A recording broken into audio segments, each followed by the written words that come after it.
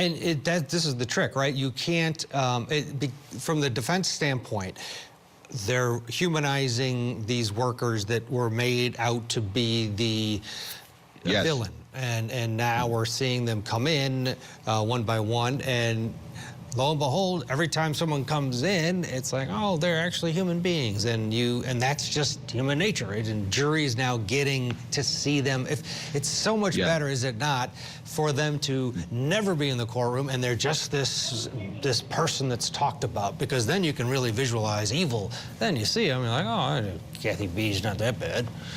So yeah, no, you're yeah, no, you're right. Now that you say it like that, it made me think that when I was looking at that witness and the way she was dressed, her demeanor, the way she did her hair, this is the type of person that would have made me a casserole and brought it next door to welcome me to the neighborhood, right? So that's the type of impression I got from this specific. I mean, look at her. She's wearing her pearls. She's got her glasses. She did her hair to come to court.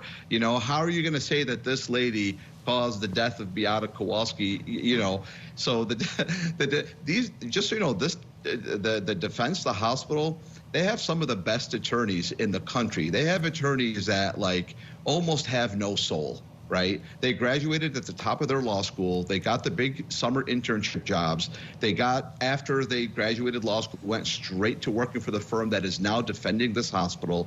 These attorneys, they have white hair. They've been there for decades. They know everything. They're the president of every bar association. And they come in there and they actually practice empathy. They leave nothing to chance. Right? They leave nothing to chance. And so they prepared this witness. They brought this witness in. They know what they're doing. They know how to handle it. And one more thing I want to tell you, Ted, from my experience in these cases, a lot of these cases land with these big 9-figure verdicts, just so you know. They do. But what most people don't know and they don't read in the headlines is that 2.5 years later, that gets overturned on appeal. Not the ruling, but the award. And I've seen many $200 million, $100 million, $300 million settlements against hospitals or against police stations. And then 2 years later, it gets reversed on appeal down to $500,000. Right? So we may see a jury. I don't think it's going to happen. I don't think the jury is going to award this. But if they do, these defense attorneys have brought these witnesses in, and these witnesses are going to be shown to the appellate judge if this is a $9 million, 9-figure settlement award. And witnesses like this will bring the needle back to, you know, a smaller verdict.